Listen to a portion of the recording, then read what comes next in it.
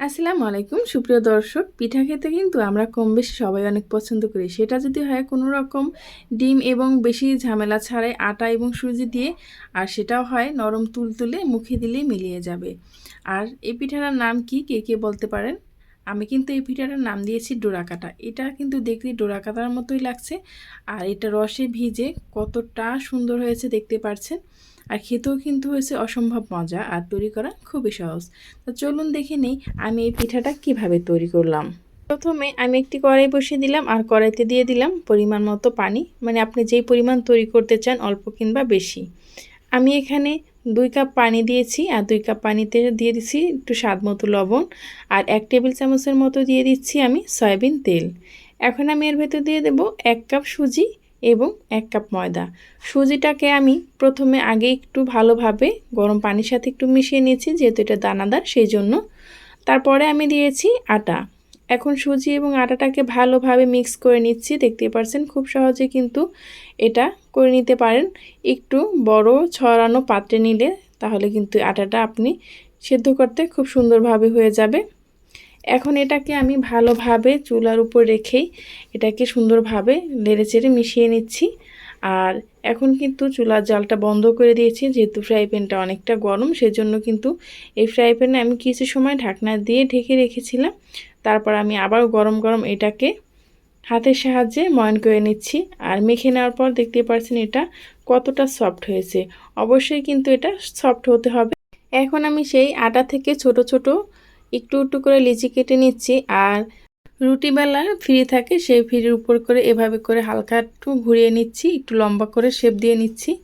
দেখতে পাচ্ছেন এভাবে করে কিন্তু আমি শেপগুলো দিয়ে নিচ্ছি। আর চালনির সাহায্যে খুব সহজে কিন্তু এই পিঠাগুলো তৈরি করা যায়। দেখতে পাচ্ছেন কতটা সুন্দর লাগছে।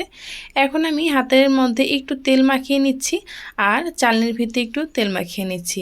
তারপর হাতের সাহায্যে এভাবে একটু হালকা করে চ্যাপটা করে নিচ্ছি। তারপর এভাবে চালনির উপর রেখে চাপ দিলেই কিন্তু এই ডিজাইনটা খুব সহজে হয়ে যায়। একদম ঘরে আমি মনে করি সব রাঁধুনি ঘরেই কিন্তু এরকম একটা চালনি থেকে থাকে। তারপর আমি এটাকে খুব সহজেই উঠিয়ে নিতে পারছি, কারণ এটার সাথে আমি একটু তেল মেখে নিয়েছিলাম সেই জন্য। এভাবে করে কিন্তু আমি একই প্রসেসে সবগুলো পিঠা তৈরি করে নেব। আর এই পিঠাটা তৈরি করার পর খেতে যে অসম্ভব মজা লাগে সেটা কিন্তু আপনারা বাসায় তৈরি না করলে বুঝতেই পারবেন না। যে কোনো অতিথি আপ্যায়নে আপনি যদি আসার আগে এটা তৈরি করে রেখে দেন দুধে ভিজিয়ে, তাহলে কিন্তু এটা খুব সহজেই তাদের কাছে পরিবেশন করে দিতে পারেন। এই তো একই প্রসেসে আমি সবগুলো তৈরি করে নিয়েছি।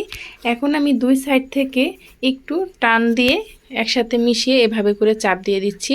তাহলে কিন্তু এই পিঠার ডিজাইনটা একদম সুন্দর হয়ে গেছে। আপনারা চাইলে লম্বা লম্বা করেও রেখে দিতে পারেন। আর এটা কিন্তু একটু ডোরাকাটাই লাগছে, সেই জন্য আমি এই পিঠাটার নাম দিলাম ডোরাকাটা পিঠা।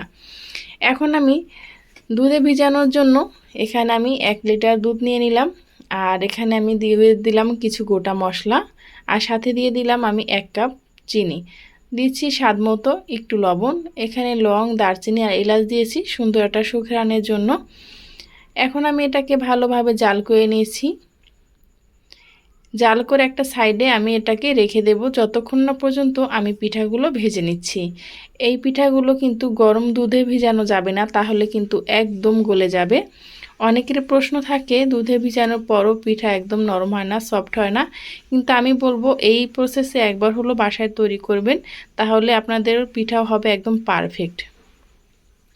এখন আমি একটি ফ্রাই প্যানে পর্যাপ্ত পরিমাণ তেল দিয়ে দিলাম, দিয়ে আমি এই পিঠাগুলো হালকা করে একটু ভেজে নিচ্ছি।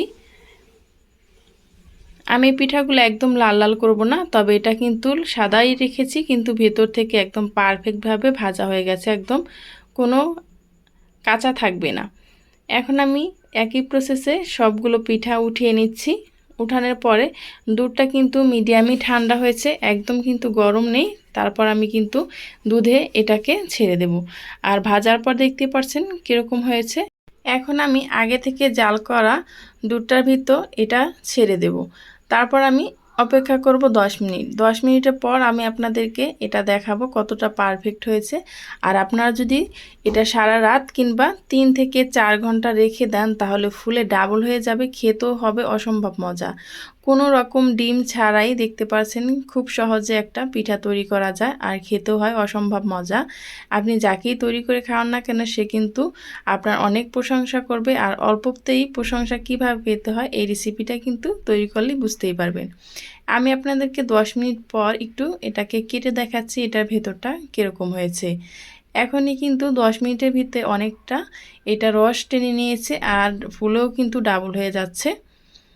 দেখতেই পাচ্ছেন কতটা সুন্দর হয়েছে। এখন আমি আপনাদেরকে একটা কেটে দেখাচ্ছি এটা কতটা সুন্দর আর কতটা পারফেক্ট হয়েছে। ভিতরে কিন্তু কোনো রকমই দলা পাকিয়ে নেই, একদম কিন্তু নরম আর সফট হয়েছে।